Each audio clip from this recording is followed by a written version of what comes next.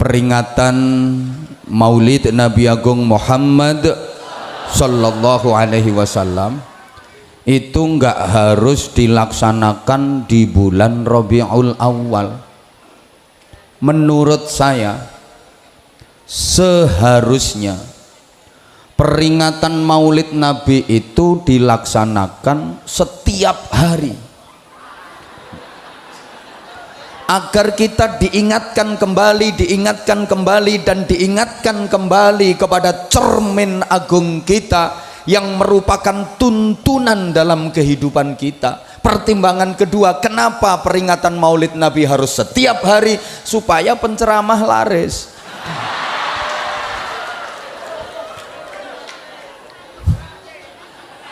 Rasulullah itu jaraknya dengan kita sangat jauh, hampir 15 abad.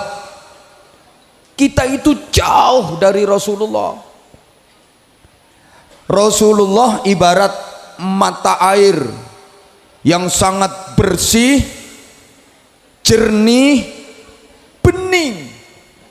Sedangkan kita ibarat sungai-sungai kecil yang sudah sampai ke muara, airnya keruh karena lumpur, kotor karena sampah. Bahasa Inggrisnya the butek.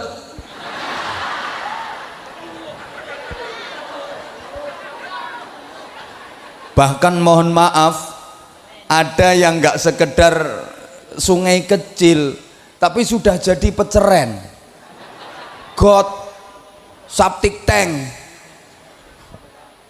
comberan.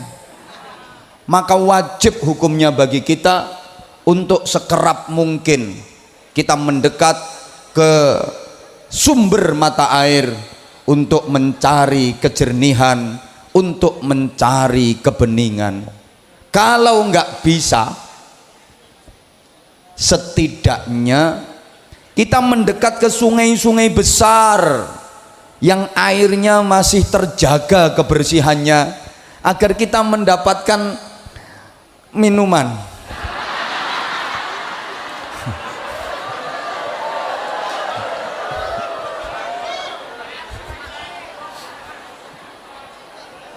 Allahumma sholli ala Muhammad.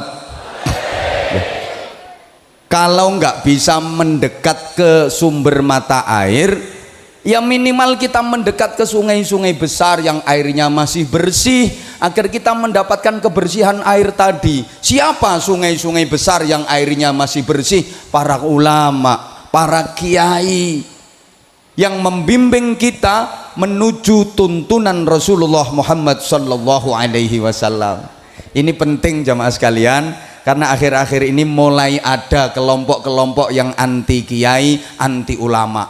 Katanya apa? Kiai juga manusia, ulama juga manusia. Yang bilang gendruwo ya siapa? Apa-apa harus langsung Rasulullah, harus langsung Rasulullah. Lah saya batin, lah dapuramu itu ketemu Rasulullah yo kapan? Tanpa para kiai, tanpa para ulama, kita nggak kenal Rasulullah, kita nggak bisa sampai kepada Rasulullah. Betul? Sekarang mulai ada kelompok-kelompok yang anti kitab kuning. Itu juga karangan manusia. Yang bilang karangan demit ya siapa? Langsung Al-Quran, langsung hadis. Mohon maaf, padahal orang-orang sekelas kita kalau langsung memahami dari Al-Quran dan hadis, kayaknya utekmu kuwi padha karo utekku, ora tekan, tanpa piranti yang jangkep, tanpa alat-alat untuk memahami yang komprehensif, yang lengkap, kita nggak akan mampu. Mohon maaf. Maka adanya kitab-kitab kuning karangan para ulama itu sudah merupakan penjabaran secara rinci dan detail dari Al-Quran dan hadis, sehingga kita mudah memahami sekaligus mengamalkan. Harusnya kita bersyukur, alhamdulillah. Ibarat minum jamu campur madu, itu sudah diperes, sudah disaring, dikemas rapi, kita tinggal ngelek gitu loh.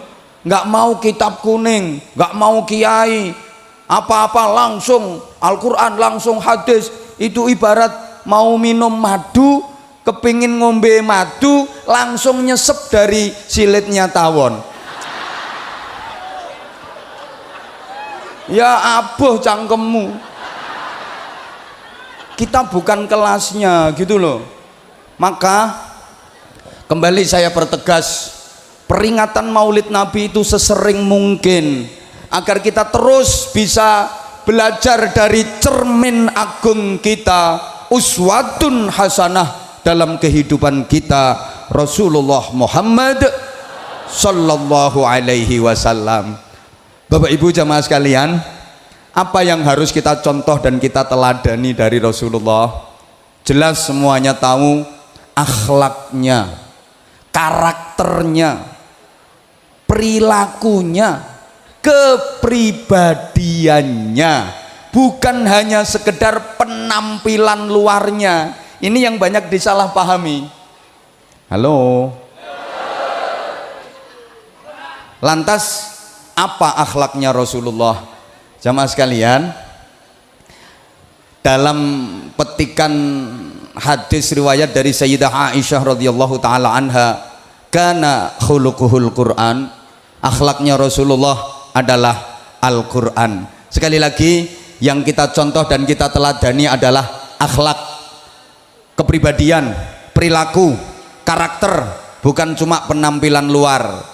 Ini sekarang kan banyak orang yang nirunya cuma penampilan luar. Jenggoten, oke. Memang Rasulullah memelihara jenggot dan itu sunnah, muttafaq alaih, sunnah memang memelihara jenggot. Tapi kalau bagi kita orang Indonesia kan yo lihat-lihat, pantas apa enggak?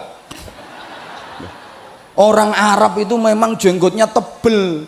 Kalau dipelihara, dirawat, dirapikan, makin ganteng, makin keren, makin gentle, kelihatan gagah.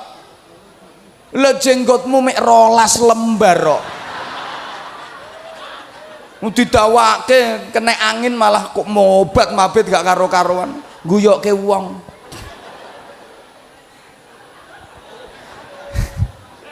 Loh, ini contoh sederhana pernah saya sampaikan dalam hal berkorban. Rasulullah menyembelih onta. Iya, emang binatang di Arab yang paling gede, dagingnya paling banyak dan halal itu onta.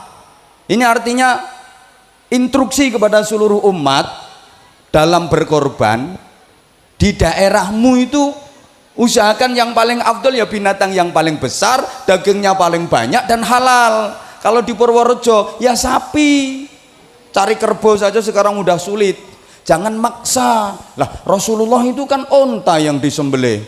Maka saya pengen cari yang afdol, harus nyembelih onta. Akhirnya wong Purworejo maksa, metenteng, kudu onta, nyembelih onta temen, mesti dipenjara sampean. Tangkep polisi. Lah dapat onta dari mana kalau nggak nyuri dari kebun binatang? Gini loh, Islam itu memang dari Arab, tapi Islam nggak harus ke Arab-Araban semua. Kita bisa berislam ala Indonesia. Rasulullah memang bersabda, uhibbul arabiyyata li thalathin, li anni wulidtu fil arab, li anna lughatal Qur'an lughatal arabiyyah, wa li anna lughata ahlil jannah lughatal arabiyyah. Orang ngerti yang wes, mulai dulu yang nggak ngerti kok. Aduh, aku mencintai Arab karena 3 hal kata Rasulullah. 1, aku dilahirkan di Arab, maka aku mencintai Arab. Bahasa Al-Quran bahasa Arab, bahasa ahli surga bahasa Arab. Ini pelajaran luar biasa bagi kita bangsa Indonesia. Juga harus kita tanamkan prinsip seperti ini. Aku mencintai Indonesia karena aku dilahirkan di Indonesia, maka mencintai Indonesia adalah bagian dari ibadah. Hadratus Syekh Mbah Hasyim Asy'ari sampai menyatakan hubbul waton minal iman.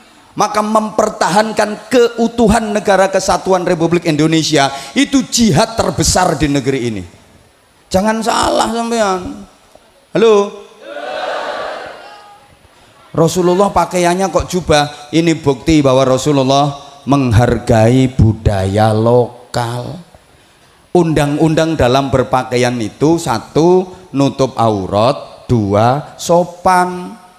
Soal model terserah, yang penting nutup aurat dan sopan.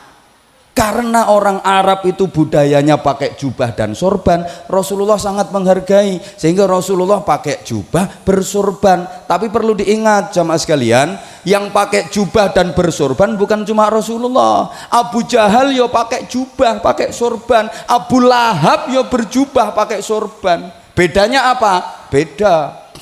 Berjubah, pakai sorban, wajahnya cerah, indah, penuh senyum, menawan, bersahabat. Rasulullah jubahan sorbanan, wajahnya kereng, angker, betutut, nyaprut, kemaruk. Abu Jahal misalnya sampeyan niru pakai jubah boleh, bagus. Sholat Jumatan pakai jubah, sip. Sholat jamaah pakai jubah, sip. Menek kelopo jubahan,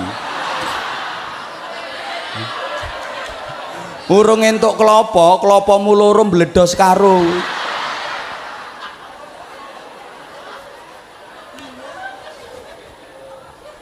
Coba kalau Anda teliti Al-Quran mulai pertama suratul Fatihah sampai terakhir minal jinnati wan nas, tidak akan Anda dapati satu ayat pun, bahkan satu lafadz pun yang memuji tentang kegantengan Rasulullah. Nggak ada. Padahal Rasulullah itu ganteng, sempurna, tampan luar biasa. Rasulullah itu ganteng, tampan, gagah, keren, sempurna. Duh, katanya yang paling ganteng itu Nabi Yusuf. Ya, Nabi Yusuf memang ganteng, tapi orang masih bisa mensifati kegantengannya Nabi Yusuf, masih bisa memandang kegantengannya Nabi Yusuf. Matanya begini, alisnya begini, wajahnya begini, masih bisa. Tapi kalau Rasulullah, tak seorang pun yang bisa mensifati, karena nggak mampu menatap wajah Rasulullah, saking gantengnya. Nabi Yusuf itu umpama rembulan, kan orang masih bisa menikmati indahnya rembulan. Rasulullah itu matahari, srengenge, orang nggak akan kuat. Matamu tidak akan mampu. Siapa ngomong matamu dewe? Tidak akan mampu memandang matahari itu. Itu kegantengan Rasulullah. Gantengnya Rasulullah itu sempurna, indah. Kalau bahasa Arabnya jamal. Makanya ada nasyid, oh ya jamalu ya jamalu. Indah. Indah itu hampir semakna dengan adil. Apa adil itu? Takrifnya, definisinya, wad'u syai' fi mahallih, menempatkan sesuatu pada tempatnya, itu namanya adil. Kalau peci saya pakai di kepala, ini adil. Umpama peci ini saya taruh di dengkul, zalim namanya. Nah, indah seperti itu, sesuatu yang pas berada di tempatnya, itu indah. Payudara indah kalau dia berada di tempatnya, dada kanan dan kiri perempuan. Misalnya payudara itu tempatnya di batuk sini, nggak indah.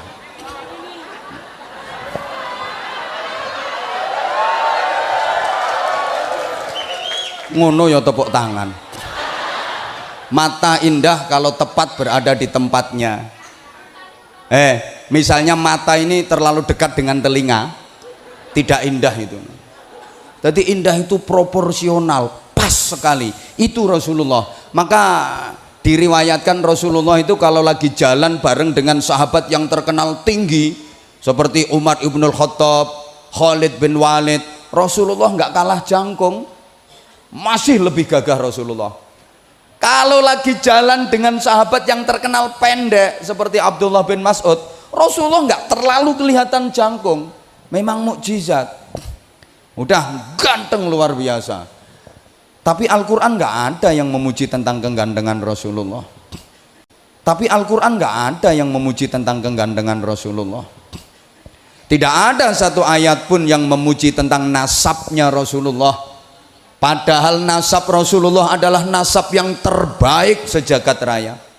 Tidak ada satu ayat pun yang memuji tentang kepinteran Rasulullah, kepandaian Rasulullah. Padahal keilmuan Rasulullah sempurna.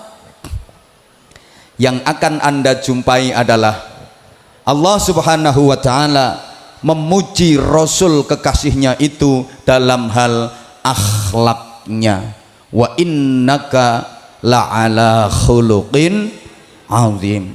Sungguh engkau Muhammad berada pada budi pekerti yang agung. Jamaah sekalian, kalau kita umat Rasulullah, maka nilai kita bukan dari tampang. Andaikan nilai manusia dari gantengnya, gak kelebu bro. Wong wajahmu pas-pasan. Bukan dari kecantikannya, bukan dari bodinya. Sorry, maka ibu kalau dikasih body agak bagus, wajah agak cantik, jangan kentir. Mentang-mentang bodinya apik, wajahnya ayu, masya Allah, leh melakuti jentit. Gak si rebek, gopek.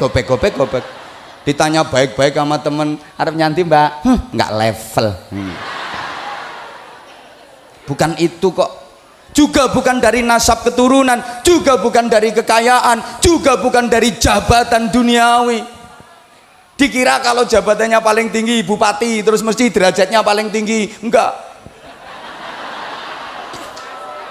Bupati jabatan nopo?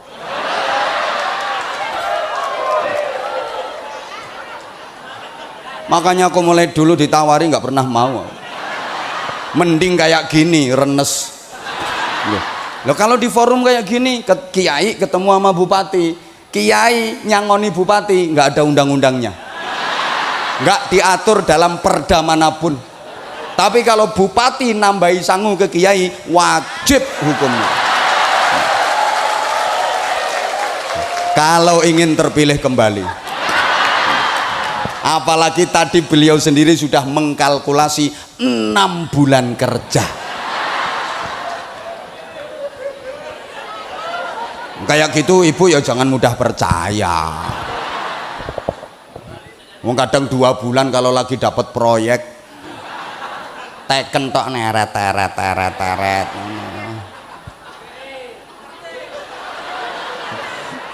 Nek gak konangan KPK. Sekarang harus ekstra hati-hati Pak Bupati. Kadang-kadang bupatinya nggak tahu apa-apa, terjebak sama anak buahnya yang pengkhianat itu. Tahu-tahu bupatinya diciduk, OTT, operasi tangkap tangan. Padahal bupatinya nggak roh apa-apa. Anak buahnya sing do kurang ajar ngono. Makanya cari anak buah yang bener. Ada anak buah itu kalau di depan siap bapak, tapi nikung dari belakang. Sama Kapolres juga gitu. Dikira kalau di depan beliau siap komandan, mesti patuh. Enggak, kadang-kadang minggato tak genteni ngono. Izin komandan. Saya itu biasa ngojoloki polisi. Wong di pundaknya udah bintang 2, bintang 3 aja tak gojloki, apalagi baru melati 2. Apa maneh kuwi lagi seret. Allahumma sholli ala Muhammad. Nilai kita juga bukan dari kekayaan. Andaikan nilai manusia dari kekayaan, yang paling tinggi derajatnya koron dong. Ngono roto-roto do pengen sugih, dikira kalau kaya udah terhormat. Ndak, kaya nggak jadi alamat orang baik, miskin nggak jadi alamat orang jelek. Jangan salah ya, nanti saya sampaikan di belakang aja, kalau di depan kurang asyik. Nah, nilai kita dari akhlak. Apa akhlaknya Rasulullah? Al-Quran. Minimal kita kalau belum bisa jadi pengamal yang benar, tukang syuting sampean ku kelemon, lungguh, Wes lungguh. Diprotes sih loh. Yang belakang tuh pengen ngelihat saya, nggak pengen ngelihat gegermu.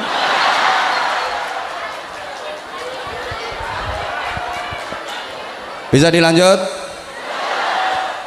Belum bisa jadi penghayat, minimal pembaca Al-Quran, ahli membaca Al-Quran. Di antara kehebatan orang yang ahli membaca Al-Quran, dikatakan ahli itu kulino ya. Apa kulino itu ya? Kalau bahasa Jawa ya tukang moco Al-Quran. Kayak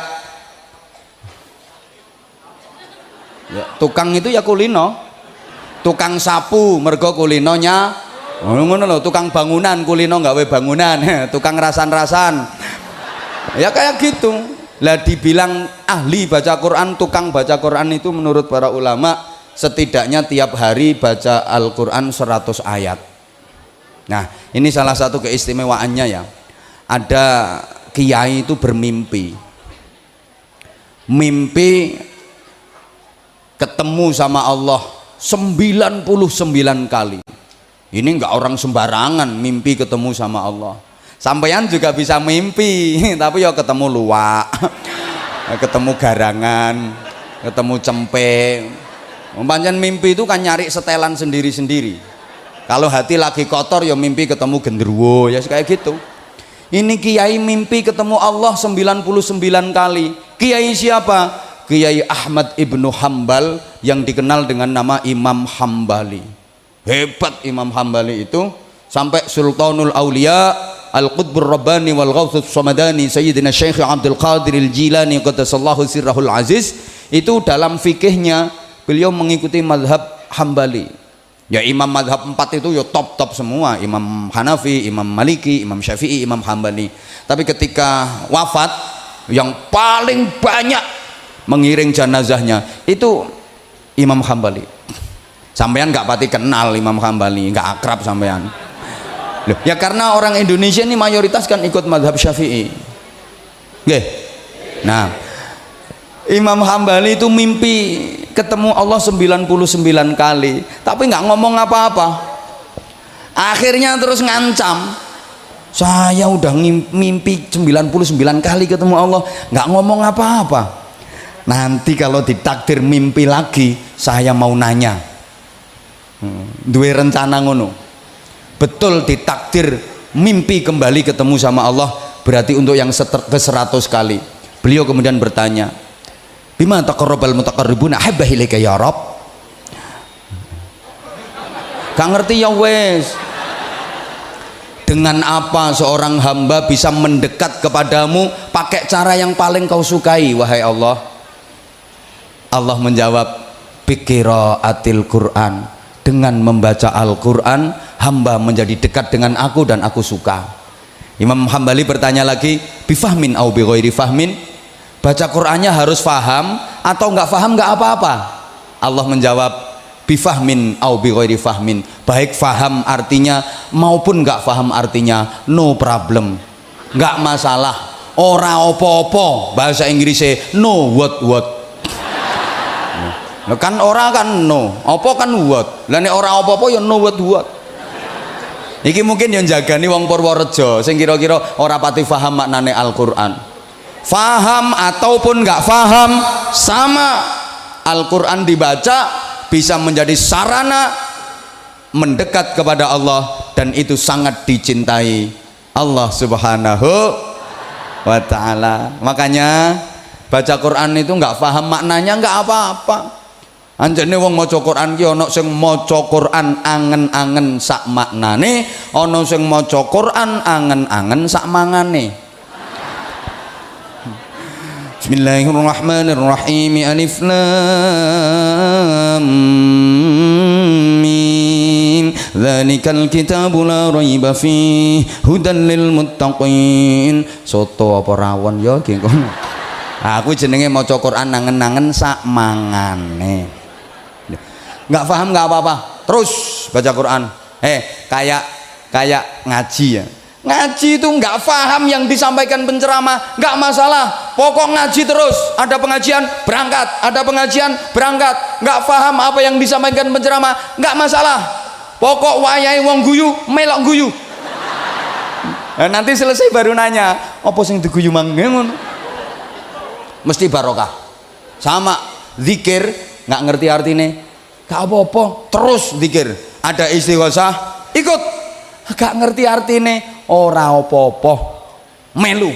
Jangankan sampean yang mimpin istighosah lo kadang-kadang orang ngerti artinya. Ngapunten Kiai, ngapunten. Ya oleh gelo-gelo ya ora karuan. Bismillahirrahmanirrahim. La yusrifu su'a illallah. Bismillahirrahmanirrahim. La yasuqul khaira illallah. Artine napa Mbah? Raruh. Zikir orang ngerti artine, ora apa-apa. Ngertimu ya ora penting. Sing penting ngertine sing mbok zikiri sapa? Gusti Allah. Yang kita zikiri udah ngerti. Asal kita nyebut, zikir itu kan nyebut. Asal kita zikir nyebut, Allah tahu dah. Padha karo sampean mlebu restoran, diaturi daftar menu, makanan ini, minuman ini. Penasaran, ini kok ada minuman es mego mendung. Apa ini? Nggak ngerti es mego mendung itu jenis minuman apa. Zikir sebutan ke pelayan, Mbak, es mego mendung. Padahal nggak ngerti sampean. Tunggu 5 menit datang itu esnya. Paham? Loh, sampean Allahu latifum bi'ibadihi yarzuqu man yasha'u wa huwal qawiyyul aziz. Gak ngerti artinya. Datang yang kamu inginkan. Allah tahu yang terbaik buat kamu. Understand?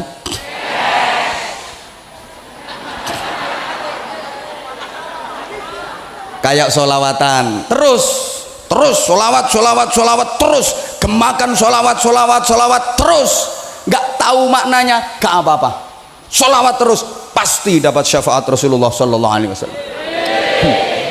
Dikira mereka ini tahu artinya yang dibaca. Menang gaya netok, katek ditambahi puisi.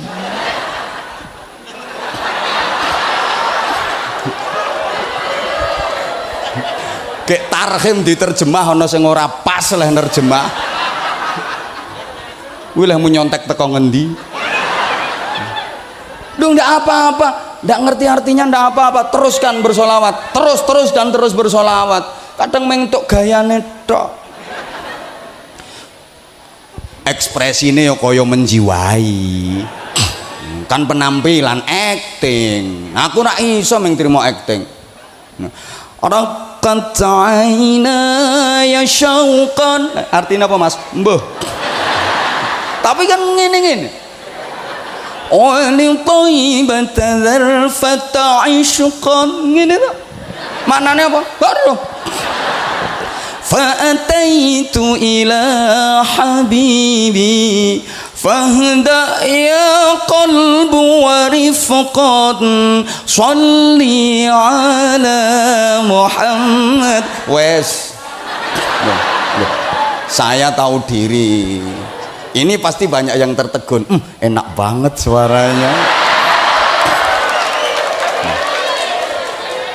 Saya tahu diri. Saya nggak mau masuk ke wilayah mereka. Wilayah saya diceramah. Wilayah mereka melantunkan nasyid. Kalau saya masuk ke wilayah mereka nggak laku. Saya tahu diri. Maka tadi bupati sambutan tak tunggu keluar dalilnya apa enggak. Kalau ternyata tadi dalam sambutan ada dalilnya, qala ta'ala qala nabi, tak tinggal mulih ambil aku. Lo wilayah aku diserobot. Untung nggak ada dalil yang keluar, nggak jadi pulang.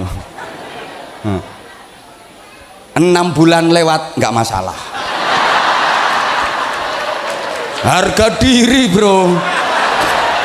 Wilayah saya mau diserobot, saya juga nggak mau. merecoki wilayah beliau. Paling bisanya saya kasih saran ngono, ada teritorialnya sendiri-sendiri. Lu nggak ngerti artinya nggak apa-apa. Lah baca Quran nggak ngerti artinya nggak apa-apa, terus saja baca, nanti difahamkan nama Allah. Percaya nggak? Halo, iki nek bahasa Indonesia terus kaya ono sing ora mudeng iki wong Purworejo. Ya dicampur Jawa nggak apa-apa nggih. Sampean maca Al-Qur'an ora ngerti artine ora apa-apa, ora paham maknane ora apa-apa, terus wae leh maca, engko difahamke karo Gusti. Kayak gini loh, sampean itu orang Jawa, nggak ngerti bahasa Madura, tinggalnya di lingkungan Madura, diajak omong-omong sama orang Madura, mau saja, gembel terus karo wong Madura, nanti minimal faham karepe wong Madura, walaupun nggak bisa ngomong tapi paham karepe. Loh, saya ini nggak bisa bahasa Inggris jujur, tapi sering diundang ceramah ke luar negeri.